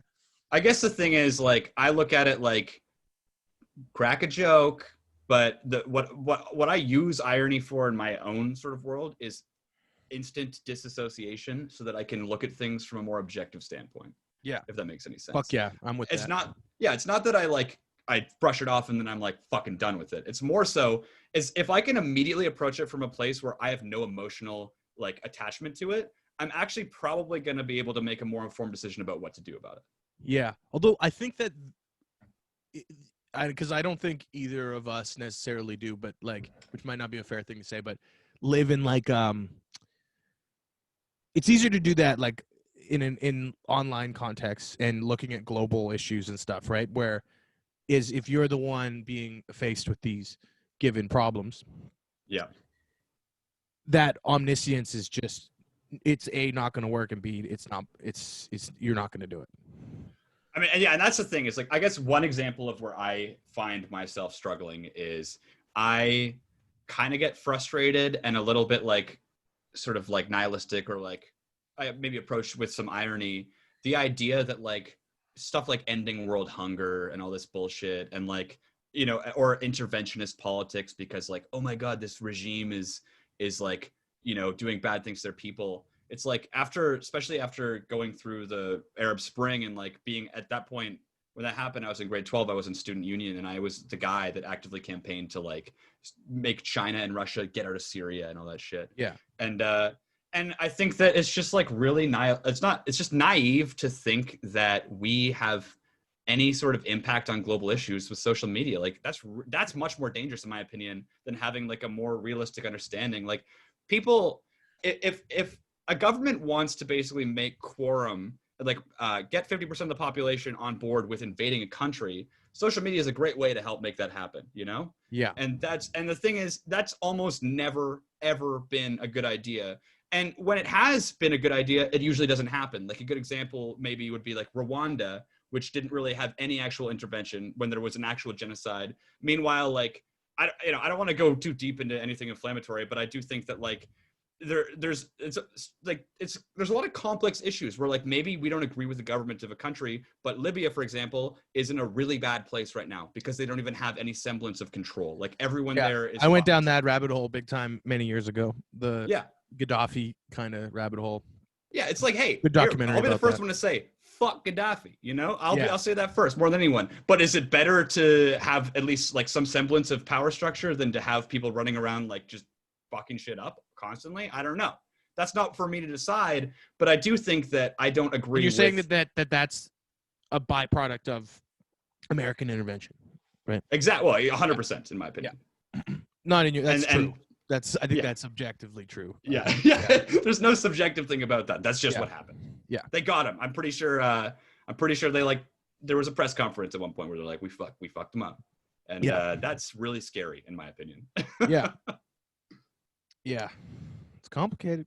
It is 100% complicated. But I guess in the grander scheme of things though, what is the harm in using sort of I guess I don't know, I guess a right-wing term like virtue signaling or whatever. Like what is the harm? Is that's something I always try to think about, like when I kind of feel like annoyed by sort of what feels like hollow virtuousness. Yeah. I always kind of just like think like I'm like, fuck it, it's coming from a good place. Don't be a dick, JP. And I also think that, I mean, as long as it's not, you know, calling for armed intervention in a foreign country, the metrics will show usually that like I haven't looked at the metrics, even though it's in the family business. You know, going back to that part. Yeah. But I'm sure that if you know, sometimes you're like, oh, these people are just sharing shit and they don't do anything. If even 10% of people that share something end up donating to that cause, like that's obviously extremely positive. So yeah, in terms of like issues like that, of course. But it's more so just I find the government's really good at manipulating people, and social media is a tool that really kind of helps that. And and this is again only in terms of interventionism. I'm like literally America pre-World War I. I'm like, fuck no, man. We're staying the fuck out of it. You know, that's my vibe. And everyone else is Woodrow Wilson. Yeah, okay. Nah, I don't know. It's so complex, man. I guess I'm really just coming at it from a point of, you know, it's just tough. And I think it boils down to a lot more than just, you know, social media. So it kind of gets a little frustrating sometimes. Yeah, I'll be the first to clarify that none of this is a bag of my expertise. I'm an art boy, you know, at my core. I look at Rothko paintings and think about that. I'm not a political theorist or anything, you know. Yeah, I think, and that's the thing, man. I 100% am not. Yeah. By the way, political theorists you read books though. You seem like you read books and shit, right? I'm learned. I mean, I did a year of poli sci, but like that's not exactly better than nothing. Yeah, it's definitely. I was on the right track. I'm not a big fan of, institutional education in a lot of senses. I think a lot of it's kind of little. Dude, you know what? This is fucking crazy, man. Because there's like this brutal, like left centralist like paradigm where it's like if I criticize this like very, very centrist, not actually progressive at all, but very centrist, a little liberal like worldview, people just, unless I clarify that I'm like, by the way, I'm extremely left wing. Like I am extremely left wing. Yeah. But if I don't clarify that, people are always just like, dude, what is this right wing piece of shit? But it's like, I'm not criticizing leftism. I'm criticizing establishment liberalism. Like that shit is fucking toxic. You don't like the neolibs. The neoliberals. Yeah, they're awful. They're disgusting. And the blood of innocence is on their hands, man. Mm-hmm. You can cut that out. That's a little. I'm not cutting out shit, man. Yeah. I don't know, man. It's just frustrating. We live in the Joe Biden thing just pisses me off too. Like, of course, way better than Trump. No one's disagreeing with that. But no. I gotta criticize the guy. Am I not allowed to criticize the guy? He's a piece of shit. Yeah. Well, he's just establishment, right? Yeah, he's garbage. He's not actually gonna do anything progressive. No. Well, he didn't run on that though, Didn't have to. That's the beauty of the Trump campaign. Is now the liberals don't even have to be liberal anymore. It's almost like they wanted him to win. It's genius, man. The Dems can spend the next 20 years being like right of center and still seem progressive. Yeah. That's true. I never really thought about that. Oh, it's fucked. It's fucked, man. Yeah. Hell yeah, dude. Let's go. We've reached Joe Rogan territory here, bud. Fucking hell yeah. Dude, someone's got to come in and unseat that guy, Someone even more irrational has to come in and fuck with Joe Rogan, dude. Yeah, and it's not me, it's you, man. Oh, exactly. Yeah. I'm glad that you're shifting the weight of this onto me too. I appreciate it. Yeah, hell that. yeah, of course. That's the host duty, man. No, I don't want to be Joe Rogan. I want to be like 60 Minutes, but cool or something. I don't know. You want to be the guys from Stuff You Should Know. You want to be the guy that sounds really sexy. Yeah. I like Letterman. That's the guy I look up to the most is Letterman. David Letterman? David Letterman, yeah. I think he's a killer interview because he just kind of sits there and he just goes, yeah. Which I kind of like, yeah. Incredible. His vibe is so good that he instigates conversation by just sitting there. Yeah, exactly. It's so good. Like when he interviewed Kanye, you remember the first thing he asked him? No. What'd you have for breakfast? Oh. That's so fucking good. Masterful, dude. Yeah. Masterful. And Kanye had scrambled eggs. Damn. Yeah, he answered it. I don't know, like something about that I thought was awesome. Yeah. I was curious about this might be a bad question, but listening to your music, you evoke a lot of God and a lot of Jesus. Mm-hmm. What's that all about? I feel like I was robbed of a religious upbringing in a lot of ways, Like that's an awesome answer, dude. It's true though, I come from an extremely agnostic household. No one's an atheist. Yeah. I mean, and by the way, atheists are dicks. Yeah, I really hate atheists because it's like, how dare you think you know everything? You're just as bad as a fundamentalist religious person if you think you know everything. But especially after I came back from Indonesia, I lived with like a Muslim family, and just like being in a culture where they're all very progressive there. It's the biggest Muslim country in the world, but they're like just living regular lives. We go out to the nightclub, party, but like religion is still a fundamental tenet of their life, and coming from the philosophical West Coast, structure almost, right? Like, yeah. And just like, I mean, the thing is, the reality of our lives, or at least, my family's life, and a lot of people that are from like England, but came over on the boats or whatever, we have like a either Catholic or Protestant sort of like fundamental family structure and all this shit, all these ideals. Yeah, that's my grandparents are that exactly. Yeah, and that's been like that for hundreds and hundreds of years. And so to not really, it's kind of like I was taught all these rules and all these ways to live my life without ever being explained why. I missed out on like, oh, and by the way, the reason is God, and you're going to hell. Yeah, and there's no deity there to kind of have that sort of fear, honestly. No, exactly. Yeah. And there is that whole conversation about the death of God and how then you have parafears, right? Which are kind of worse because God is esoteric, right? Whereas your parafears are like, it's like, oh, I might disappoint my parents, I might disappoint society, I might disappoint my teachers. God is way better because God's not right in your face. Yeah. Well, I mean, You that's a just great kind of point. got to do it at all times, right? There's have you ever watched Dreg on YouTube? I'm J-Reg? familiar. I have some friends that like that stuff. I haven't watched it though. You know what's crazy? I'm just gonna sidebar this before I go into the J-Reg story. Is I was hanging out at a friend's house last night, and I just met her recently, and I was like talking about how I hate the center and like I believe in, you know, basically Dreg has this vibe Were where you guys smoking weed? no, actually surprisingly not, but Okay. speaking of, well, we'll figure that out in a bit. But anyway, Drake has this beautiful philosophy called centricide. I don't know if you've ever heard of it, but No. it's basically like Enlighten me. extreme right politics or extreme left politics is better than this bullshit neoliberal centrist. Yeah, okay. You know, it's just extreme, like postmodernism. You know, it's Yeah. like taking irony to such a crazy extent that it's just like, it's just teasing the entire idea of like, why do we take political structures so seriously anyway? Like they're all just ideological, and very few of them actually have any sort of, you know, frameworks to work within. But I guess my point was he parodied Jordan Peterson, because Jordan Peterson is just a fucking nut job, obviously. But I don't have to tell you that. Everyone knows that. I have big problems with the other JP. You know. Yeah. Well, that must be tough for you, especially because your real name is Jordan Peterson Meldrum, right? And so you have to shorten it to JP. Yeah, it sucks. But he has this bullshit about how like, oh, we have to live life within frameworks and like. That being said, I would love to talk to him. That being said. Oh, for sure. Yeah. I mean, he almost died. Hey, that's crazy, dude. That's some kind of that makes me think God is real. To be honest, no, and hear me out. It's just simply because this guy that's entire mantra was clean your room, pull up your pants, be a man, got hooked on fucking Xanax. Yeah, isn't that crazy? And I empathize with why he got hooked on Xanax and stuff. Tough, he was dealing with extreme sudden fame and feedback, and his wife was dying. Yeah, not a great mix. But there is the kind of, you know, like biblical wrath of God there, you know. He's back, right? He just did his new thing. He published a video. Yeah. His daughters had him on this diet of only eating meat. She's evil.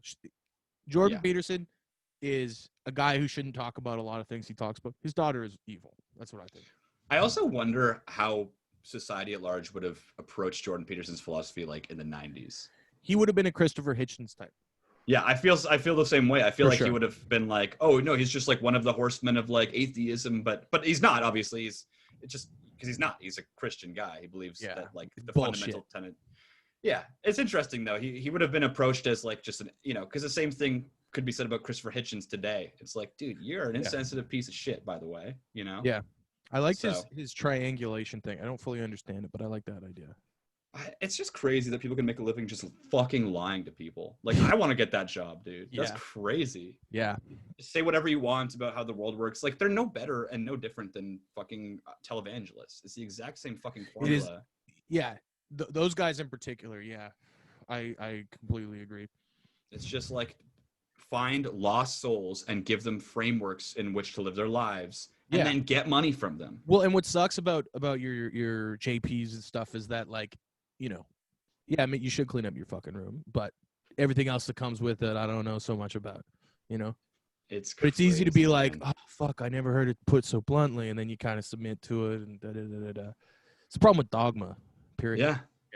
But the thing is, I mean, the reason I explore religion a lot in my music is because I do find it interesting how basically people just become so much more secure when they have, like, frameworks, essentially. Like, he's not wrong that people enjoy frameworks. What he's wrong about is that they're a good thing, positive. They're not necessarily a positive force, but it is true that people feel comfortable when they surrender their, like, individuality to, like, some higher power or to some, like Stalin, for instance. Slavoj Žižek says in The Perverse Guide to Ideology that Stalin talked about, like, and that's a great movie too. Yeah. But about how Stalin talked about the great other. It's like, you're not doing this for me. You're not doing this for the Soviet Union. You're doing this for, like, the future of humanity, like this big other goal. And that was framed entirely the same way that, you know, religious people have always framed religion. And it's a really good way to get people to do stuff. It's crazy. Doesn't make it right. But I think human beings are, for the first time since, like, maybe hunter-gatherers, like, living primarily within a lack of framework. Like, nothing matters. And Yeah. we're seeing that sort of affect people in a lot of interesting ways. Not Well, I necessarily think negative. people are finding really abstract frameworks too, I think. Yeah, And I exactly. can't think of great examples of that, but that's certainly true. Yeah. I guess for Well, me, Jordan Peterson actually is a great example of a guy you could kind of see in a dogmatic way and end up following his really abstract framework, right? Like of course. but Of I do think course. seeking framework is healthy, but you should avoid the same reason you should avoid like completely submitting to adulthood. Yeah. You know? Don't surrender yourself to anything. Yeah. But seeking it is good. It's Yeah, like I totally get that. it's almost like, you know, like a road trip should never end. It's eat, pray, love, man. Yeah. You got to go out and, Yeah. you know, and it's really the journey that is the beautiful thing, not I'm necessarily pro the destination. Elizabeth Gilbert too, you know. Yeah, of I like course, dude. Yeah. For Elizabeth for president, bro. Yeah. Let's go. We're not far from that, man. Hopefully. God, at Yeah. least she's not 80 fucking years old. Yeah. Elizabeth Gilbert, Dwayne The Rock Johnson ticket. Let's go. Can you imagine? I honestly can. see a path for Dwayne to first get. Well, actually, I see a path for. Okay, here's the thing. No, I don't. He makes too much money doing what he does otherwise, and he's not Trump. You know what I Yeah. mean? I can't see him actually doing that. I was going to say that if Schwarzenegger was born in the States, which obviously he's not, he would definitely be a huge, huge bid for the next president, dude. For the next Republican ticket. Maybe. Well, he's a Republican. But he's so progressive for Republican. It's crazy. I think guess he ran- California Republicans are super progressive. Yeah, in Southern California. Yeah. But I mean, he Yeah. legalized weed right before he left office, right? Yeah. Yeah. That's pretty badass. Hell yeah, dude. Dude, that's not an issue anymore, which is kind of sick though. Oh, yeah. Everybody doesn't care anymore, dude. Like the war on drugs ended like a week ago, is what people have been saying at least. Well, in Oregon, I mean, yeah, it's crazy. I think the problem is blow, though. I mean, stuff Don't like legalize. I mean, maybe legalize blow. Well, but something has to happen, man, because the You like doing blow? Do you do crazy. blow? No. Not a really big user of any drugs, to be honest. Even weed these days, kind of. Yeah. Like, I have to be really careful with it, just because I get a little like in my head, you know. Me too. I'm the same way. Yeah. I find it funny. I mean, I think it's just a natural thing for a lot of people. Once you hit your mid-20s, it's hilarious to talk about myself as if I'm old, but I definitely feel a little bit more like creaky boned than I did in my early 20s. And I just kind of slowed down on everything, you know? It's like, you gotta respect your body, man. Yeah, 100%. I still eat like shit, but I drink less.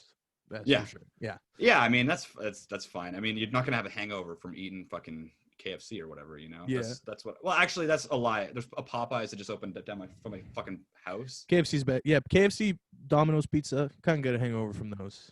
Dude, Not gonna get a sushi. No, well, that's of course not. Sushi is a beautiful, healthy meal. There's seaweed. I'm a big fan. Yeah, dude, I love. Sushi I think it's an underrated first food of the day too. I think about that a lot. That's a really interesting point. It's a great way to like tease your hunger, tease your palate. So what is that your meal? Your go-to meal is sushi in the morning? No, I usually eat 2 eggs in the morning. Okay, respect. This is my thing. I haven't actually made my diet like any better, but I started doing intermittent fasting in like February. Yeah, and so I've been doing that. Yeah, I don't eat anything until like 4 or 5 every day. Yeah, and it's crazy. It's weird though, because then when I do eat, like my body shuts the fuck down. Yeah. Like, it's like, oh my God, food. And then I'm just like 2 hours where I'm just lying there like totally stuck. I get that too. It's insane.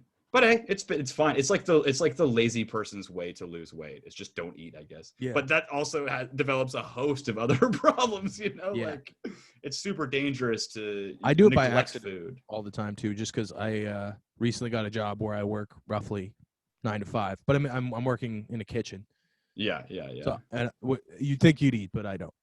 Well, it's tough. I just don't eat. Right? I just drink coffee. You don't have time. Yeah. Yeah. And I mean, also like when I worked in the kitchen, it's like, where the fuck am I gonna eat my staff meal, dude? Like on a upside down garbage Yeah, can. that's how I always eat. Yeah. 100%. Yeah. It's not fun. Like I'm not gonna eat without atmosphere, bro. Like give me a fucking candle or something. Bullshit. Yeah. I kind of like the mad dash to eat. I like the kind of chaos of that. Yeah, it's kind of cool. Talking about, we're talking about God. There's some before that. I don't know. Mostly God. You know, we did the God thing. God, but basically my point is, I used to be an atheist. I think that religious people are beautiful people. Everyone can get along. But if you believe too hard in anything, you're a fucking idiot. Everyone calm down. Basically. Yeah, I can get behind that. Yeah, What's next? What are you working on? What do you got? What do you got coming?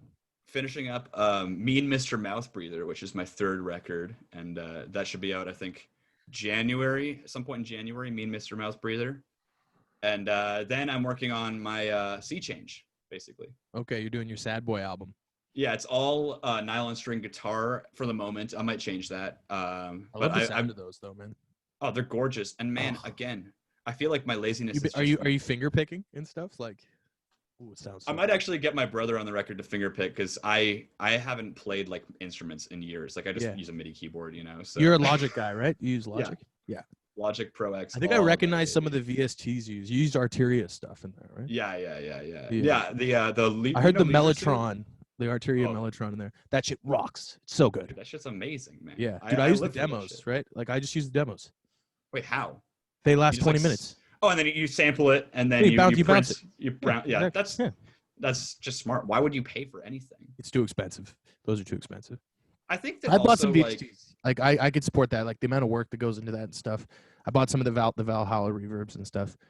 I think that there just needs to be more of a precedent for like young artists. Like with video games right now, if you're using Unity or Unreal, unless you make a certain amount of money, it's completely free to use all their tools, right? And then once you're in their framework and then you're starting to make money, then they just take a percentage. Obviously, it's harder with VSTs, but like they need to do that. Like a lot of artists are just unable to afford that. And like I have always been the kind of guy where it's like, if you want to go to a studio, good for you. But in my opinion, it's a waste of fucking time. You can just make music in your bedroom. Like, and so do it. You know, it's way cheaper and you can make great music in your bedroom. Yeah, and the hip hop stuff I make sounds almost as good as anything you could do in studio. Well, and I use this hip hop.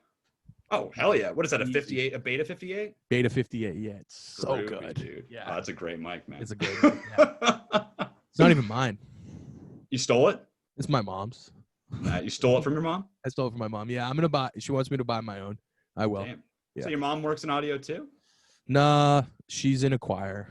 She got a Beta 58 to be in a choir? She just did some internet research and was just like, you know what? Especially when COVID hit and they were doing like Zoom stuff. I think that was when she got this. I'm not 100% sure of the story.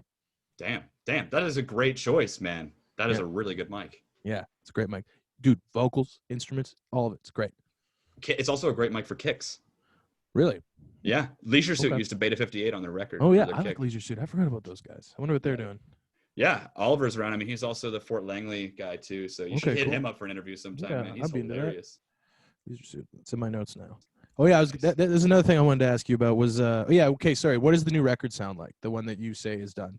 Was it Mean Mr. Mouth Breather? That's what it's called? Yeah. Mean Mr. Mouth Breather. Yeah. Well, the thing is, my management have a very new and radical way of releasing music that, you know, what's that fucking Spotify guy, the CEO I don't know his name, but fuck that shit he's doing with the promotion thing. Thorne Johnson or whatever. I don't know. Something very Eastern European. Yeah. He's from Sweden or something. I don't know. But basically he said, if you want to make a living making music these days, you got to release like more than one record a year. Like you got to be putting out singles all the time. It's true. And as much as like I sympathize with my fellow musicians that, you know, they like really handcraft something and spend a lot of time on it. The worst part is when you spend a year on a record and then it flops. What a fucking waste of time, man. Like at least it's like, the thing is I'll be honest though, Owen, I don't care anymore. I don't look at my stats. I just put out fucking music because I'm done with it. Exactly. And if that's the framework that you're in, where it's like, I just want to make music for me. Kanye too had a philosophy that I really like. And he's just simply like, he's like, if I made something and the day that I want to put it out, I'm not feeling it myself, I won't put it out. Respect, dude. That's all I care about. Do that because he's fucking Kanye West. Yeah, dude. yeah. It's easy for him to say, man. It's not like he's gonna be like not a billionaire if he doesn't release this album. I guess the thing is, like, I know a lot of people that the thing is too, it correlates with people who go to studios and spend like not hundreds of thousands, that's insane, thousands of dollars, you know. And so what's the reason why are you spending thousands of dollars to make music just for you? No. If you're making music just for you, you do it on fucking GarageBand. Like, just make music for you, you know. So the problem with that format is if they do that all and they get it mixed and mastered professionally, thousands of dollars in, and they release it all at once and it doesn't pick up, wow. That's just, and even though, you know what, it's probably a great album and I'll listen to it because I fucking love listening to my friends' music. Yeah. which I'm sure we all do. I don't know why I said that, dude.